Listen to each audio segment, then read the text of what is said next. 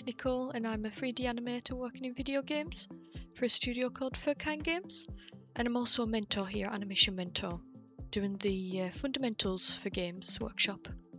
So in this demo I want to go through, like, if this is the first time that you've opened Unreal or you're quite new to it and it is quite scary and daunting. So hopefully this makes you approach it and not be as afraid. I remember the first time I opened up Unreal, I instantly just closed it. I was like, oh, what is this? There's too much going on. I don't understand. But hopefully you can beat me or pass me and instantly start going into it. Because to be honest, it's quite good for us, or from a background of animation, because it's a lot like Maya, or say even other programs as well. So we instantly get a head start. So we're going to take well advantage of that. So yeah, that's enough of me and we'll dive right into this. Alright, so straight off the bat, we have this huge screen here, and it's exactly like Maya. This is the viewport. So this is exactly what the environment is, what you would see in a scene in Maya. This is the scene in Unreal. So we have got like a cube chilling here. We can move it around, translate it, we can rotate it. It's all the same scale. Awesome. And then Control Z or Z, and that just brings it back. So again, it's just the same as Maya. Awesome. I'd say the major difference is if you look here down at the bottom, we have Z or Z up. So in Maya it'll be Y up, but for here in Unreal it's just very slightly different. It's just a different axis. And that'll be useful once you create animations in Maya and bring it in. You want it to be on a different axis going up. But we won't dive into this here. Alright, so we've got the viewport. Awesome, that is half the screen done. So let's look at the top. Well, up here we've got our best friend. We love the save button. We know how evil programs can be if they crash. This button here is going to be awesome. So yep, the classic save. Alright, so moving along, these are like extra settings or extra things that you can do.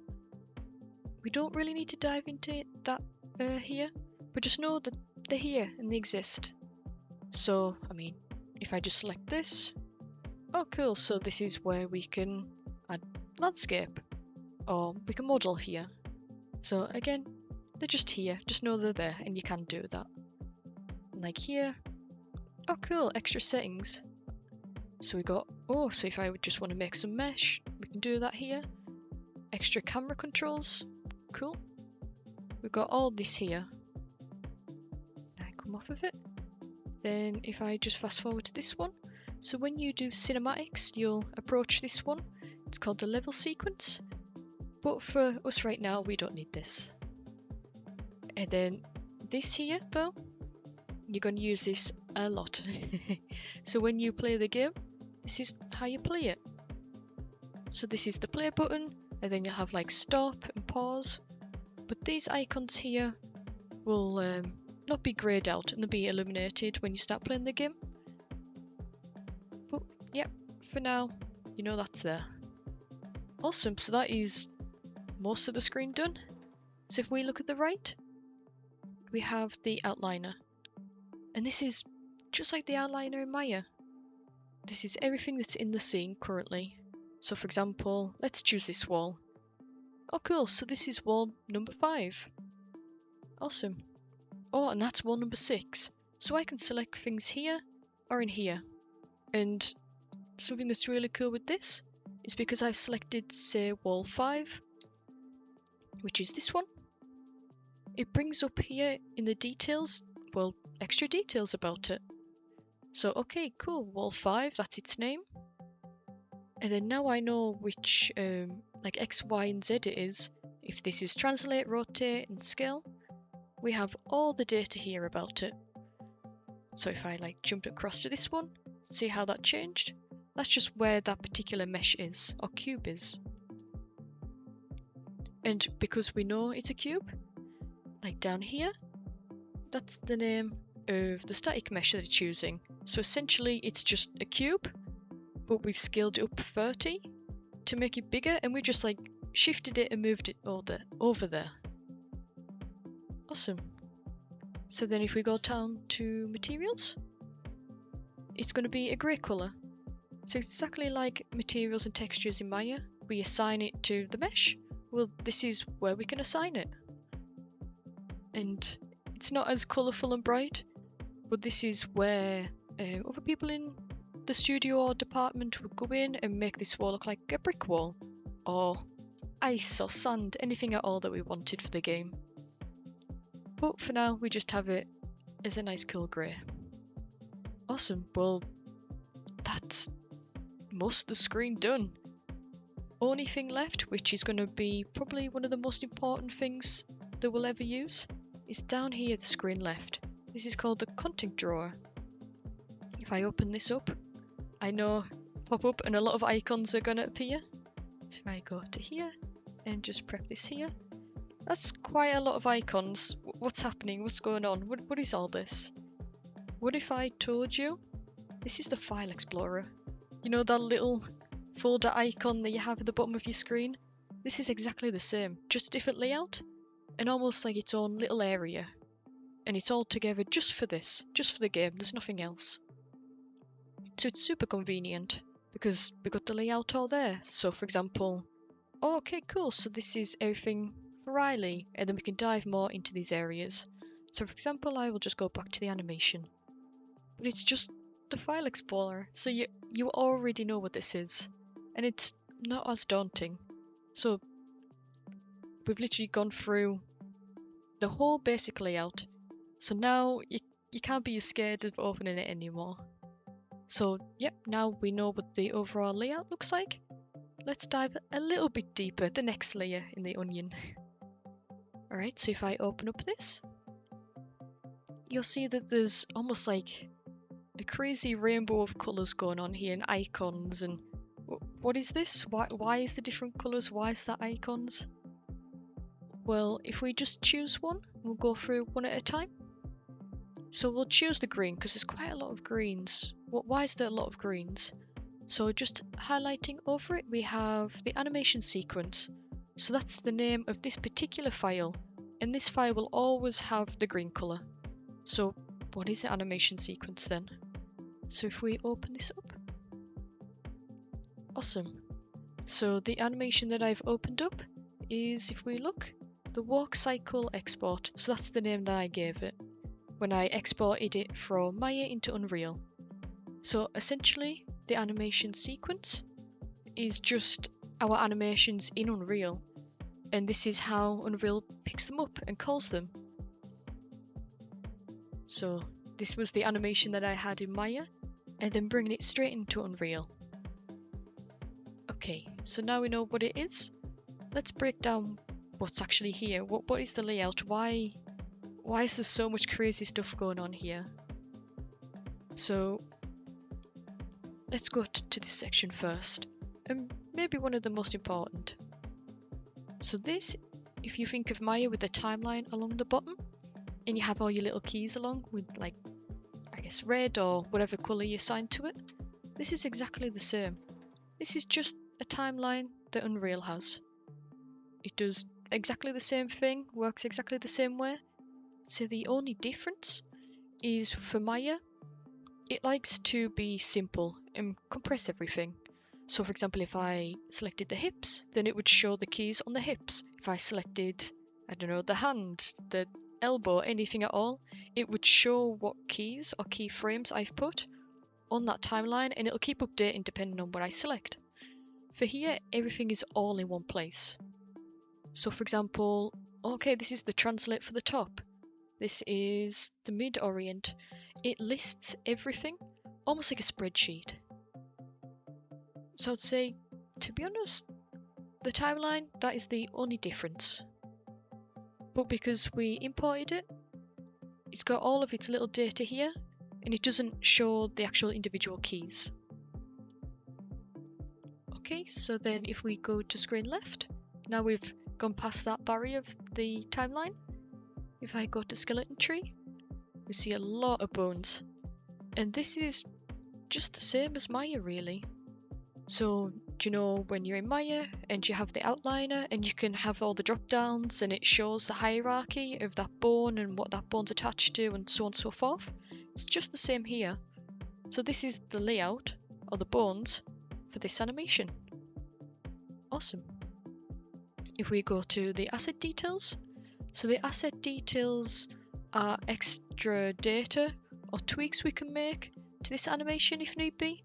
So for example, because she's walking, and in a game you always want her to keep walking and not just play the once, we have loop here and we have that checked just to say, hey, Unreal, please loop this, so then the character just keeps walking forth rather than just 2 steps and then doesn't know what to do after that point. So we've got little things like that. And then here we know exactly what skeleton we're using, which is, well, Riley's skeleton. So we've told Unreal, okay, so essentially think of this character like a puppet. So you got like the puppet with the bones and the mesh. And we're telling Unreal, okay, so I have data for like these bones. Can you attach it onto this puppet? And then that's when it starts moving or walking. And that is how Unreal likes to think, and it'll do it across all animations. So for example, that's why on screen right in the asset browser here, this is all the movement for this character. So this character of things that we've imported and that Riley is happy animating with, and we've told Unreal like this is what we want to go with this puppet or character. These are all the ones here. So okay, cool. So Unreal likes us playing the rig stop animation for Riley, and it's all here. Just we can quickly open this. So if I like quickly open that, then this animation opens. It's almost like a fast pass, well, not time travel, but like a travel between one and the other, and it's just so much easier than, oh, I want to now see the run animation. Like, oh, then I have to open this, and I have to find it here, double click, and then open. It's just like a nice easy way of accessing it. But it's still an animation sequence, and it still is always here if that helps you visually know where it is. So we've got like all these ones, and this is all the animations that we've imported. Okay, so then here is just extra things to do with the actual rig, and we don't need to touch this. But again, it's just the same setup of, hey, can we use this rig for this animation? And Unreal goes, yep, I'll just attach it. Awesome. And extra things that are just good to know is we have icons here. So here, if we look, this is the run animation. So this is what we're viewing right now. So this is, well, the run. Then if I select this, oh, okay, so this is a little bit different. This is, if we highlight over it, the skeleton mesh. So this is the puppet. So it's almost like going back in time of all the different data. So you have like the bones plus the mesh equals the animation. So the puppet, the outside of the puppet, and then almost like our hand going in the puppet, which is the skeleton, equals the animation, the movement. Because we are forcing the bones to move to then reflect in the mesh. So they're just like nice, quick ways of getting there. And then exactly the same again, we've got the bone breakdown.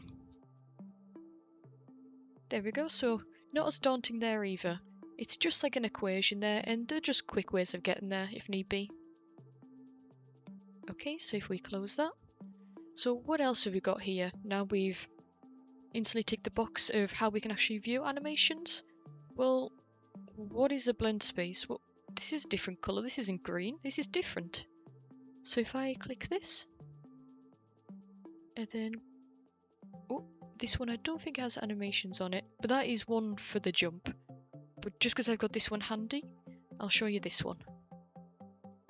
So this is for going from an idle to a run. So this is quite similar to the animation sequence. The layout of the screen's quite similar, everything's all in one place. You still got the bones here reflecting the character. So what's the slight variations, and why is there slight variations? So if we look screen left, here we have axis settings. So what that means, because we've got like the horizontal. So for example, we've named this speed, and we have this 0 to 6. So if we look down here, imagine this being a graph going straight forward, because essentially this is what it is. So we're going in, because it's a 1D blend space, that means a one directional blend space. So that means we're going in one direction.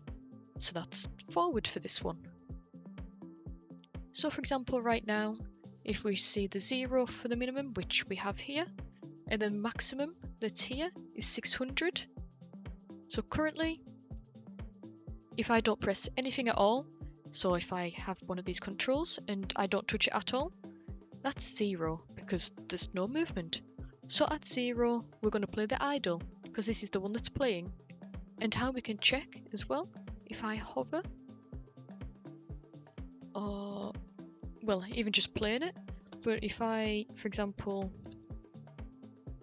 do this, I can see how this animation will be affected when I actually move the trigger. So this is the idle because of course 0, but then say if I move the trigger about halfway, if I get it ready, we're going into a walk now, because here this little icon, oh there we go, walk, cycle export, oh there we go, the idle animation. So if I just hover over, I know the idle is on 0 because I've told it to go there. And even this, we can actually move where it is, but we want it on 0. And here for the walk, I've just put it here, but I could maybe have the walk here if I wanted. I just click and drag, and I can just preview how it just changes very slightly. But yeah, it's a good thing to know as well. We've got the walk here, but we also know currently where it is. And just to double check here, yep, that is the right value. So the walk is currently playing at 55 speed. So then if I, almost like I'm pushing up the trigger, this is the maximum. This is going to be the run. So then if I go over, that's what the run's going to look like if I played the game. And that, if we double check, yep, that is the Riley rig run animation at speed 600. So it's almost like a double check, just to make sure it's running right. And say for example I did a jog because I wanted my blend space to be even more precise. Well, if we go here to the asset browser, exactly use it the same way as previously. This being like all the animations that Riley can use that we've imported and made.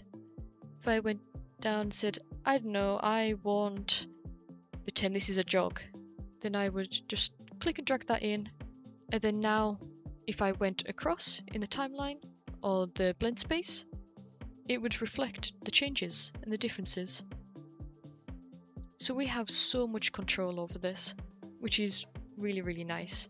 Because say even, I don't know, Riley's running quite quick here. Say we got a really heavy monster or a beast. This guy is gonna take a while to shift and get going. Or maybe his run would be a lot slower because he's bigger and his mass is larger. So instead of 600, say, oh, I tweak it and we want him 300. Cool stuff. So then this is updated here. And we have, like I said, so much control over this. I would say the only thing to keep in mind is have a speed and decide a speed. So usually the designer would do this, or maybe even tech anim, but have a speed and just decide on it and don't go forward after that, because if you start altering the speed and you've animated to that speed, you're going to get feet sliding if it then changes, and you're going to lose the crispness of the character's foot staying on the ground and then pushing off to say preparing for the next step in the run. But if the speed changes, it's going to be doing this and it just wouldn't look great. So just a good thing to know, and also just be aware of as well, because it's super important on your own projects and the industry as well.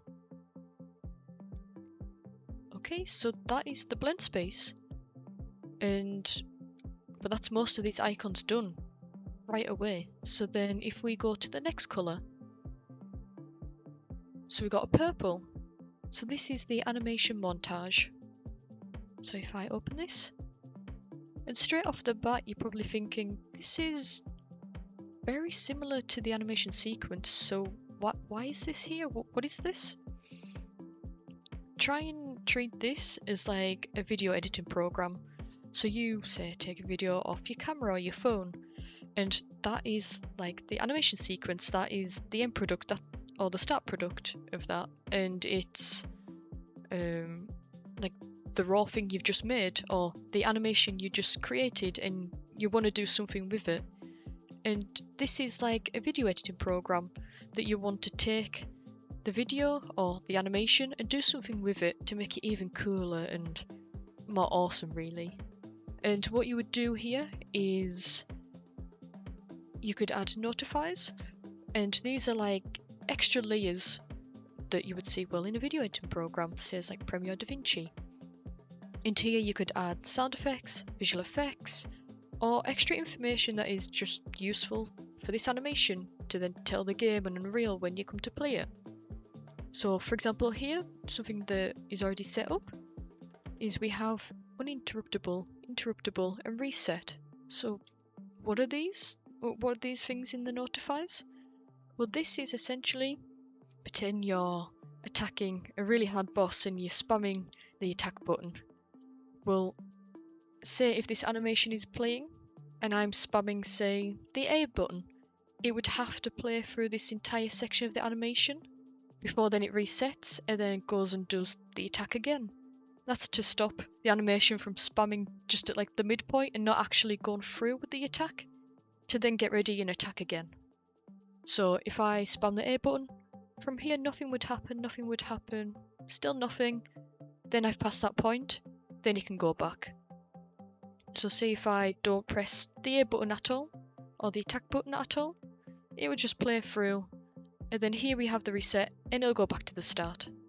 So it's like a nice extra info or nugget, so we can actually see and appreciate the animation, and if something's hitting, say, the enemy, before then get ready to attack again, or then go back to the idle if nothing plays after that point.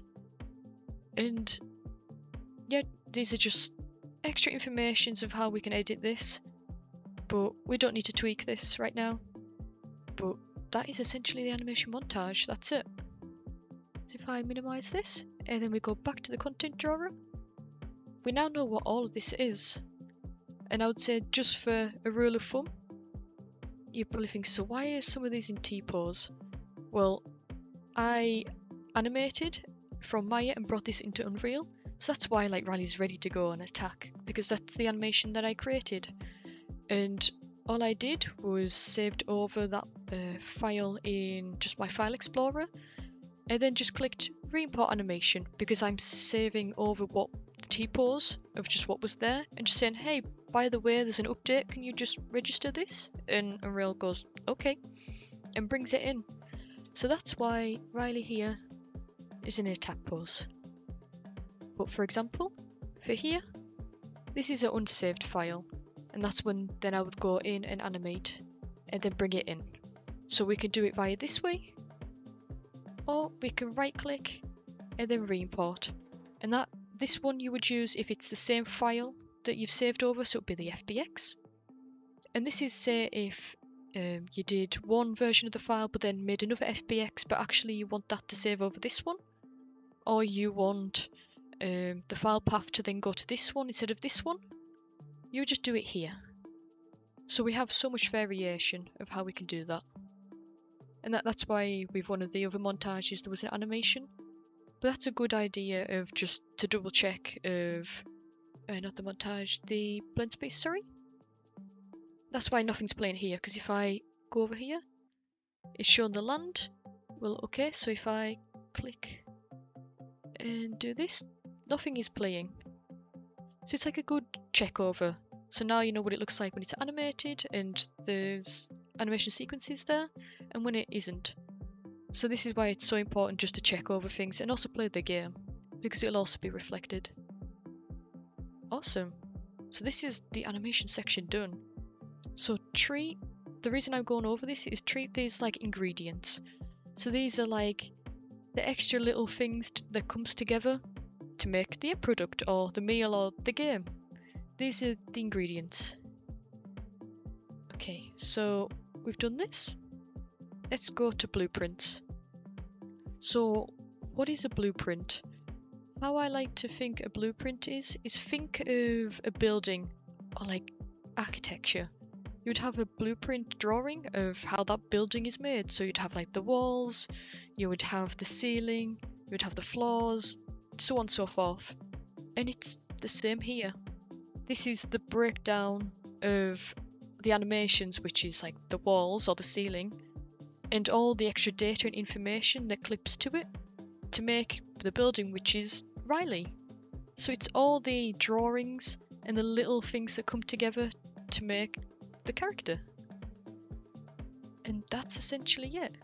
So this is where the ingredients come together to then form the end product or the meal to then be able to play it in the game. So if I open up this, so I will jump straight to here first. So I'll break down this screen pretty quickly because there's some new things here that we haven't seen before, and that's okay. So if we open up here, and straight off the bat we see the viewport. So this is showing that, well, things are working, things are clipping together because, well, Riley's moving. And it's almost like a good check over of, well, things seem to be working, and this is what it'll look like. Nothing's breaking, you know, she's not just in T-pose. So for example, if I did this, and oh, just a good thing as well to know is compile here. So you have it here and also up here. So there's a big question mark. So what compile is Unreal saying, hey, I've sensed that you've made some changes. What is this? What is this change? Do you want me to actually register it? And then so you can save it? Do you want to actually have it reflect in the game? It's almost like a quality check. It's quite nice that Unreal goes, okay, I see you're editing things. Do you actually want me to reflect things? Are you still working? Okay, cool. We won't save that. So for example, I've done that movement or change, but it's not being reflected right now until I click compile. And then straight off the bat, we see a boring T-pose. So if we see this, we know, oh, things aren't working. Why is this not working?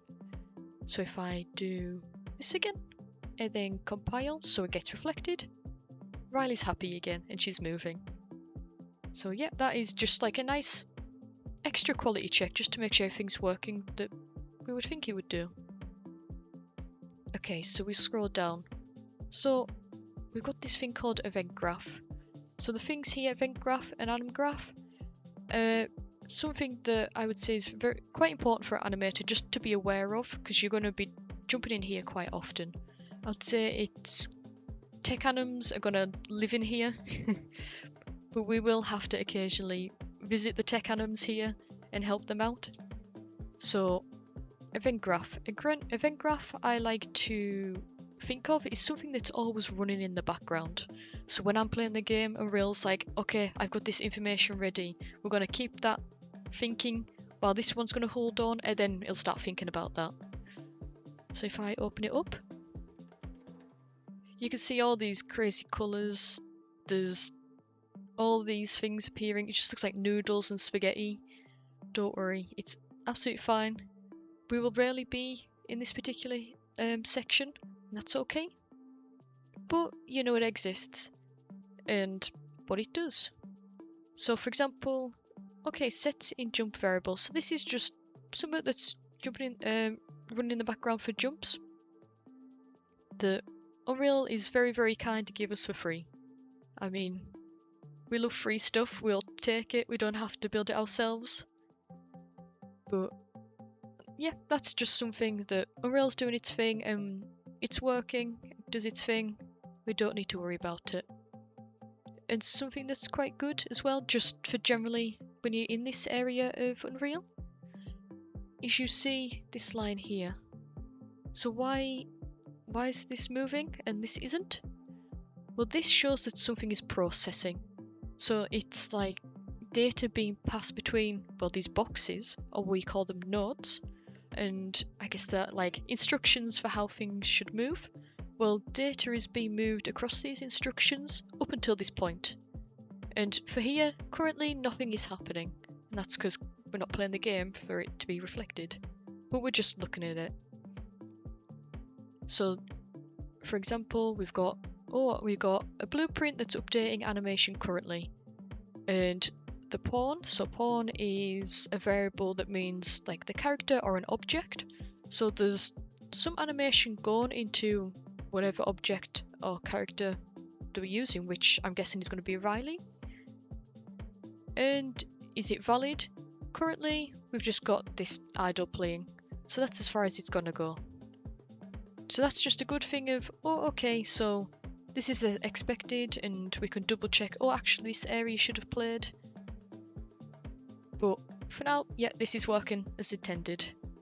And these are all the little instructions that tell exactly what we want to happen. And that's the event graph. So then if we jump to anim graph, again, we're getting this line. So this shows that something is working. And that's why when I removed this section or this connection, Riley was like, oh, T-pose, like, there's nothing that is registered, something's wrong, because none of this data was going through the boxes. But we've got it attached now, so Riley is definitely happy. But I will dive further into this in a second, and we'll go through the variables. So I'll do a quick overview. The variables, a good thing is it's like extra data or information to tell Unreal, okay, we have this animation, please do this with it. And it's like another chosen set of instructions that we can give it. So for example, say Riley is, I don't know, attacking. I'm just trying to think of any example. And I'm trying to attack something. And say the monster or the beast is a mile away. And I mean, Riley's just going to keep attacking. But is it actually hitting something or thin air? And that's what we're going to tell like Unreal. Hey, by the way, this beast is a mile away and it's not in front, so it's not going to register anything or any hit damage. And you would use this with something called a boolean. So a boolean is yes or no, true or false. So if this character is attacking thin air, then it's going to be false or no, that it's not hitting anything. So it won't go further in that section of instructions or data. But say Riley's then ran up forward to this monster or beast or dragon and is attacking this dragon now. Then if the sword or, I don't know, a bow, anything at all, actually registers and then hits it, it's going to be true or it's going to be yes. So a boolean is extra info for this animation saying true or false, yes or no. And for example, if I just do a drop down, these are all the different types. You don't need to memorize these, you can easily one Google away and just to double check. But you probably know a lot of these without even knowing it. Transform, that's translate. And yeah, and we can even highlight. So we've got translation, rotation and 3D scale. Rotator, well, rotation. Vector, a 3D vector. Name, a text name. And one I like is float. So how I like to think of a float means that it's a value with a decimal point. And my way of remembering it is to say if you have like these numbers and then you have the decimal point in the middle. Well, a decimal point looks kind of like a balloon, I guess. And balloons float. So then I'm like, oh, well, if there's a decimal point, I need the balloon, I need the float to be able to do that. And you would use that for like certain values if you want to be very precise on things, rather than like a full number. They're just like, again, extra nuggets of info that you can give it animation and how it reacts to its environment. So yeah, that is what a variable is. So I mean, just an example, I don't know, say if we wanted to affect the yaw, we just click and drag it in and we can get the yaw or set the yaw. So what that means is, do we get the data that we've already told the engine somewhere else and just get it and just have it as a replicate? Or do we set it and say, okay, I want the yaw to always be 50. So then from that point onwards, say if we wanted yaw somewhere else, it would be 50. So for example, the yaw must be set somewhere else in this blueprint, so we'll just have to get it. But we don't need that here. And you can do this across all the variables, and that's what that means. Awesome. So then if I drag this out, here is just again extra information about the character. We don't need to worry too much about this, and I mean, you know what the asset browser is, we've seen it quite a few times. Okay, so we'll dive a little bit more into this. So for this one I will work a little bit backwards. So we have the output pose, this is the end product, so this is Riley right now. Here, default slot, this can be used for montages and a few other things. It just allows it to run. And just goes, hey, we might use this in our project, so this just exists, it's there. And here is a state machine. So a state machine is a machine of states. And states are like mindsets or like poses or thought process your character might be in. So they might be in, well, an idle state, or a run is a state, a walk is a state, attacking is a state, jumping is a state. These are all different things that your character can be in. And think of these states like cogs. Well, the cogs work together to build the machine. And this is what this is. This is the machine for player movement. So if we jump into this, again, it'll look like a jump scare with noodles and spaghetti. It's okay, we've got this, because we'll break it right down, and it actually makes a lot more sense than you might think. So then here we have the entry, so this is the entry to the machine. So this is where the data will start. Well, straight off the bat, we have an idle, and it currently is 100% active. Why? It's playing here. So why is the idle straight off the bat played? Well, the idle is the most important thing, because everything stems off of it. Why we've got a little bit of a spider web of crazy lines and arrows coming off of it. But the idle, for example, if I go to run, but then after the run, I'll go back to the idle. I jump up and down, then I'll go back to the idle. If I do an attack, I'll then go back to the idle. The idle is like the core of all movement. That's why it's super important. And when you do the idle, you want it to reflect the character of who they are, what attacks they might do. Are they kind of a mage? They have a sword? There's so much you can just tell from an idle. So for example, for mine, it doesn't show the blades right here, but she's there. So it shows, oh, maybe she's more of like, say, a DPS, she's quicker, or maybe she's a ninja rather than like a tank with a massive sword. And we can tell so much from just that pose. And that's why the idle is played straight off the bat. Okay, so if we choose the route of idle to a jump, this is like the direction we can go because the arrow is pointing that way. And we can also go from idle to falling. So a good thing to know is jumps have 3 states. I'm thinking, what? Why does a jump have 3 states? So here we have the jump, so that is like the jump up. So we get ready from the idle, we jump up, but then it's going to hit the point where it hits the apex of the jump. But say we're jumping off somewhere high, or we're just jumping like on the ground. We don't know what that height is. It could be jumping up and down on the ground, or say if it's off like a ledge that's quite high up. Oh, go this way. The height is going to be like this compared to this. But we don't know what the player's going to do. We can't just do a quick jump down because it's like, oh, well, you're doing a jump down here, but we still got this height to go. This is why we have a falling state. So a falling state is a loop of the character just like flailing their arms and, well, falling.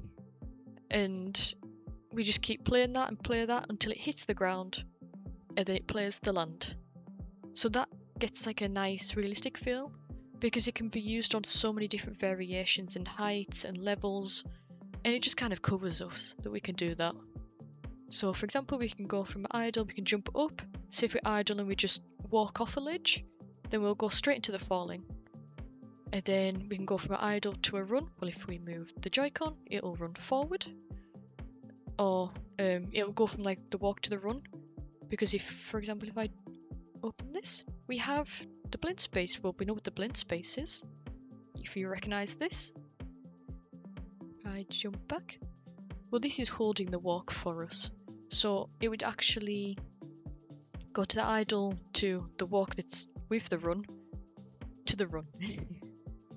And then from the run, that's when we'll play the stop and back to the idle. So these arrows actually tell how the game runs, and we can learn so much from this.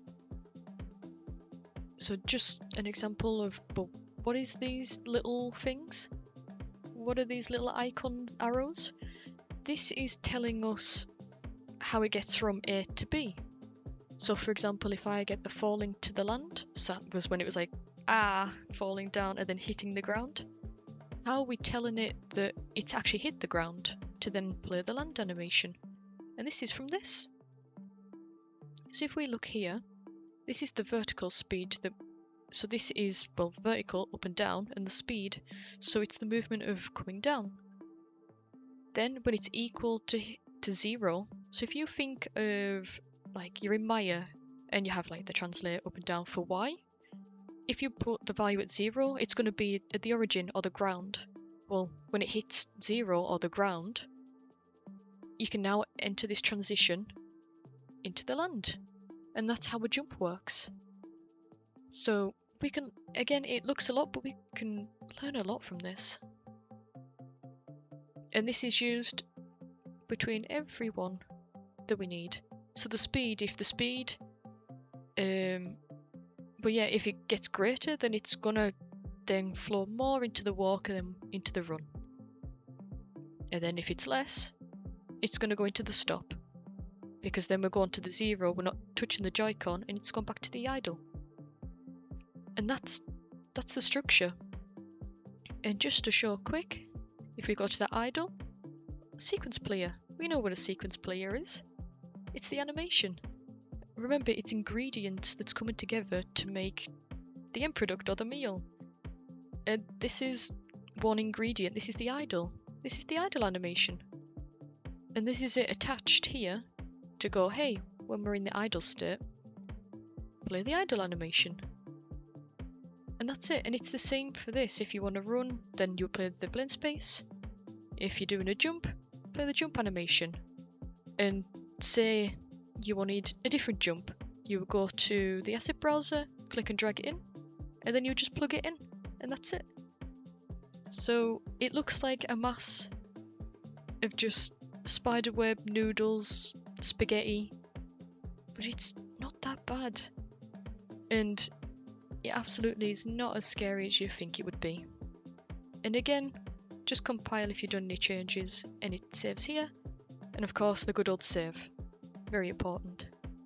So if I quickly open up the game. So I've got the controller. This is the fun part. So currently it's playing the idle because I'm not touching anything, and that's exactly what we told it to do.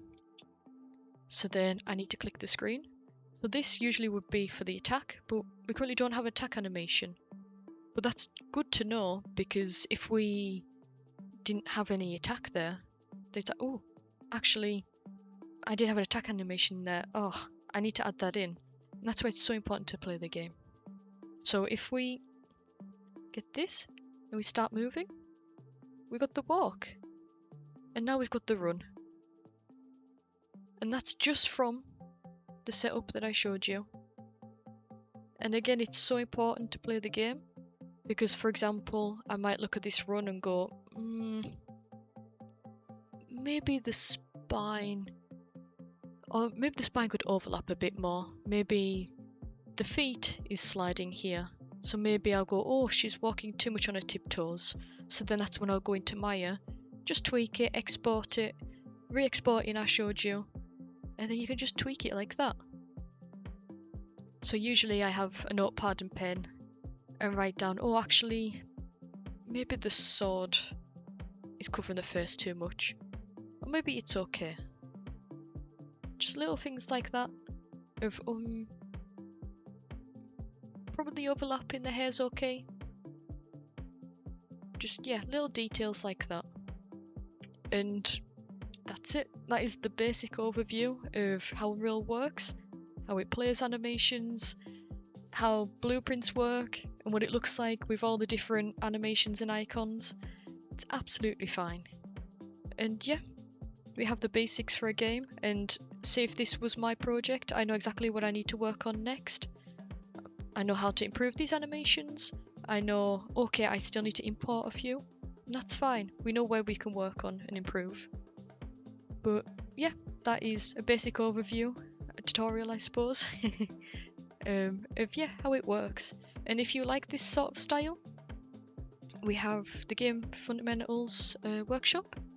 And even if you have any questions, just reach out to me on campus. I'm always just in the background lurking and I'll always reply. And I'm happy to be completely transparent of how this works.